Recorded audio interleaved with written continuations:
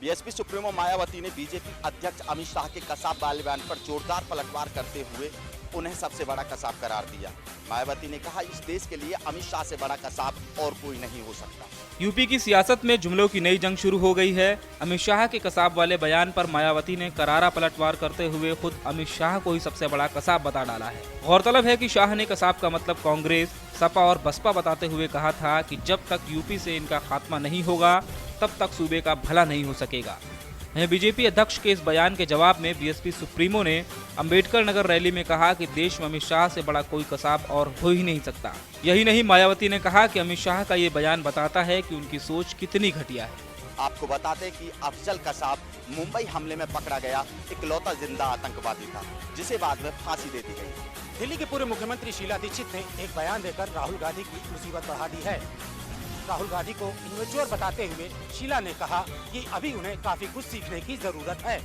दिल्ली की पूर्व मुख्यमंत्री शीला दीक्षित ने एक ऐसा बयान दे दिया है जिसकी चर्चा राजनीति के गलियारे में हो रही है। उत्तर प्रदेश में कांग्रेस की सीएम उम्मीदवार रह चुकी शीला ने अंग्रेजी अखबार टाइम्स ऑफ इंडिया से बातचीत में कहा है कि कांग्रेस उपाध्यक्ष राहुल गांधी अभी मैच्योर नहीं हुए हैं और उन्हें मैच्योर होने के लिए थोड़ा और वक्त दिया जाना चाहिए।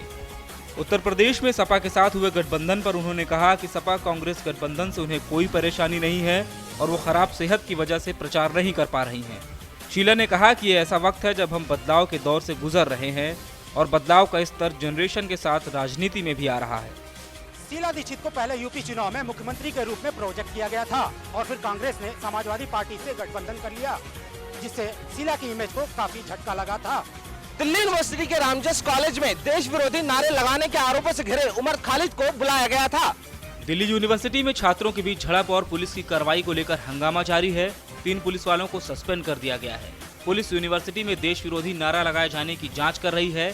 दिल्ली यूनिवर्सिटी के रामजस कॉलेज से शुरू हुआ बवाल गुरुवार को भी जारी रहा। गुरुवार को वामपंथी छात्र संगठनों से जुड़े छात्रों ने दिल्ली पुलिस मुख्यालय के बाहर प्रदर्शन किया। छात्रों की मांग है कि एबीवीपी कार्यकर्ताओं और लाठीचार्ज करने वाले पुलिस वालों के खिलाफ कार्रवाई की जाए। बता दें कि बुधवार को रामजस कॉलेज में एबीवीपी और वामपंथी छात्र संगठन से जुड़े छात्रों की झड़प हुई थी। झड़प में कुछ छात्रों के अलावा पुलिस वाले भी जख्मी हुए थे। अब हंगामे के वक्त कॉलेज में मौजूद पुलिस वाले भी सवालों के घेरे में हैं। हालांकि एबीवीपी के विरोध के बाद सेमिनार तो रद्द हो गया, लेकिन हंगामा जारी रहा। वहीं शिक्षा मंत्री जावड़ेकर ने दिल्ली यूनिवर्सिटी से इस पूरे मामले पर रिपोर्ट मांगी है। 1 अप्रैल को एसबीआई और उनकी 5 सहयोगी बैंकों के साथ उनका विलय हो जाएगा। इसके बाद एसबीआई दुनिया की 50 सबसे बड़ी बैंकों में शुमार हो जाएगा। भारतीय स्टेट बैंक के साथ उसके 5 सहयोगी बैंकों का विलय 1 अप्रैल से हो जाएगा। इन 5 सहयोगी बैंकों में state bank of Patiala, state bank of Bikaner and Jaipur, state bank of Hyderabad, state bank of Travancore और स्टेट बैंक ऑफ मैसूर शामिल है। इस विलय के बाद उम्मीद है कि भारतीय स्टेट बैंक दुनिया के 50 बड़े बैंकों में शामिल हो जाएगा। विलय को लेकर केंद्र सरकार ने नोटिफिकेशन भी जारी कर दिया है। ये नोटिफिकेशन केंद्रीय मंत्रिमंडल के फैसले के बाद जारी किया गया है। इसके पहले 5 सहयोगी बैंकों के निदेशक बोर्ड ने विलय को मंजूरी दे दी थी। सरकार पहले ही साफ कर चुकी है कि इसके चलते सहयोगी बैंकों के अधिकारियों और कर्मचारियों पर कोई असर नहीं पड़ेगा। सरकार के इस फैसले से बैंक कर्मचारियों में हड़कंप मच गया है। उन्होंने सरकार के इस फैसले के खिलाफ विरोध करने का फैसला किया है। महाशिवरात्रि है और पूरे देश भर में महाशिवरात्रि मनाई जा रही है। बकायदा सुरक्षा के लिहाजा से आप देख सकते हैं कि यहाँ पर सीसीटीवी लगा हुआ है और बकायदा सीसीटीवी से नजर रखी जा रही है। साथ ही साथ प्राइवेट गार्ड है और दिल्ली पुलिस के जो जवान है वो है। बकायदा एक लाइन बनाई गई कि उसमें जो भक्त है वो पहुंचे बकायदा, क्योंकि जिस तरीके से आतंकवादी घटनाओं को अंजाम दिया जा रहा है जगह जगह पर, तो एक सुरक्षा के लिहाजे से मंदिर की तरफ से पूरी व्यवस्था करी गई कि कोई भी अपनी घटना ना घटे, उसको लेते हुए बकायदा सुरक्षा के जो पुख्ता इंतजाम है वो किए गए हैं। दिल्ली से मैं पसंद गुलशन मिश्रा के साथ Rakesh Soni, GVC news. America के किंजस शहर में अज्ञात लोगों ने 2 भारतीय इंजीनियर पर जानलेवा हमला किया। हमले में इंजीनियर श्रीनिवास की मौत हो गई, जबकि उनका साथी गंभीर रूप से घायल है। अमेरिका के कैंसास प्रांत में एक भारतीय इंजीनियर की गोली मारकर हत्या कर दी गई है। इस हमले में उसके 2 साथी भी बुरी तरह घायल हो गए हैं।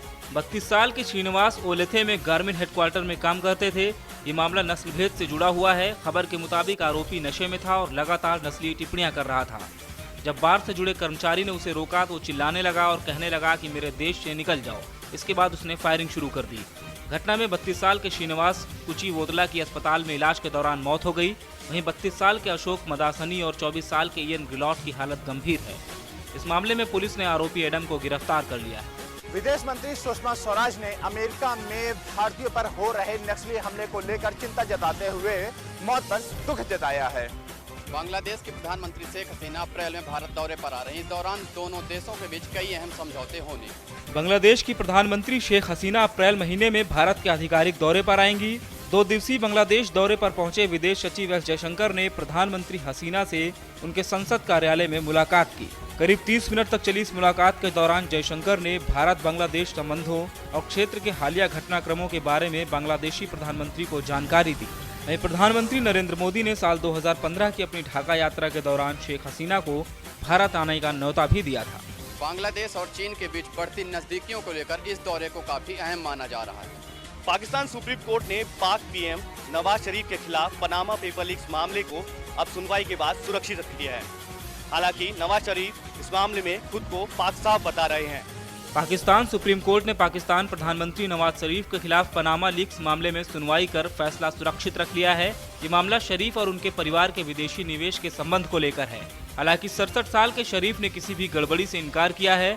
5 न्यायाधीशों की बेंच की अध्यक्षता करते हुए न्यायमूर्ति आसिफ सईद खोसा ने कहा है कि मामले में 26,000 पन्ने की रिपोर्ट दाखिल की गई है और न्यायाधीश उसका हर लफ्ज पढ़ेंगे। न्यायमूर्ति खोसा ने यह भी कहा कि ये ऐसा कोई मामला नहीं है जिसमें कोई संक्षिप्त आदेश पारित किया जा सके। पाक अखबारों के मुताबिक कोर्ट ने कहा है कि अदालत में दाखिल की गई सामग्रियों पर गौर करने के बाद ही अदालत मामले में फैसला सुनाएगी। आपको बता दें कि पनामा पेपर के नाम से लीक हुई इन दस्तावेजों में पूरी दुनिया की फिल्मी और खेल जगत की बड़ी हस्तियों के अलावा लगभग 150 राजनेताओं के नाम भी शामिल थे। इस लिस्ट में पाक पीएम नवाज शरीफ का नाम भी शामिल था।